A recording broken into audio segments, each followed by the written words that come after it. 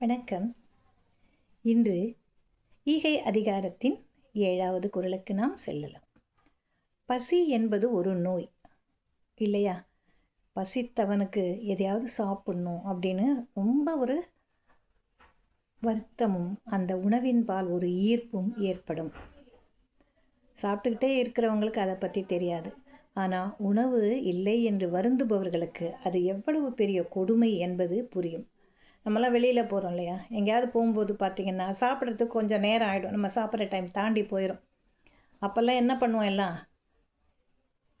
எங்கடா சாப்பிட இடம் கிடைக்கும், எந்த ஹோட்டலில் சாப்பிட்லாம், பசிக்குதே, என்ன கிடைக்கும் சாப்பிட்லாம் அப்படின்னெல்லாம் நம்ம நினைப்போம். அதனால தான் என்ன சொல்கிறாங்க, ரொம்ப பசித்தவங்க என்ன பண்ணுவாங்க, பந்திக்கு முந்துவார்கள்.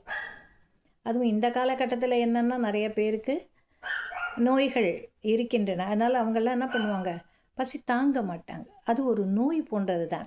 நான் சாதாரண மக்களை சொல்கிறேன். ஆனால் வறியவர்கள் எப்படி இருப்பாங்க, அவங்களுக்கு அது சிரமம் தான். அன்னாடம் தினந்தோறும் எனக்கு பசிக்கு உணவு வேண்டும் என்று நினைப்பவர்கள் நிறைய பேர் இருக்காங்க. அதனால தான் அது கொடிய நோய் என்று நாம் சொல்லுகிறோம். இந்த குறள் அதனை கூறுகிறது. பார்த்தோன் மறியி அவனை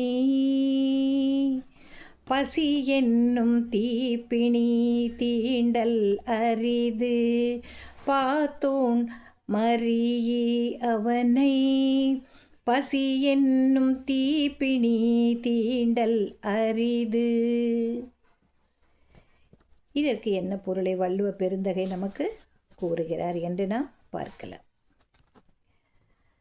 எனக்கு சாப்பாடு இருக்குது, எனக்கு தேவையான சாப்பாடு இருக்குது அப்படின்னு சொல்லும் பொழுது நாம் என்ன செய்யணும், அதை இல்லாதவர்களோடு பகிர்ந்து உண்ண வேண்டும். காக்காலாம் என்ன செய்து, கரைந்து தன்னுடைய கூட்டத்தை வரவழைத்து என்ன பண்ணுது, அந்த சாப்பாட்டை பகிர்ந்து கொள்ளுகிற உணவை பங்கு போட்டுக்குது. அதே மாதிரி நாமளும் என்ன செய்யணும்னா, முடிந்த அப்போ நம்ம இருக்கும்போது யாராவது இருந்தாங்கன்னா உடனே அவங்களோட சேர்ந்து தான் சாப்பிடணும். அவங்களோட பகிர்ந்து உண்ணுவதற்கு நாம் பழகி கொள்ள வேண்டும். அதனை ஒரு நியதியாக நாம் கடைபிடிக்க வேண்டும். அந்த சாப்பாட்டை மற்றவங்களுக்கு நம்ம கொடுக்கும் பொழுது என்ன இருக்கும் அப்படின்னாக்கா,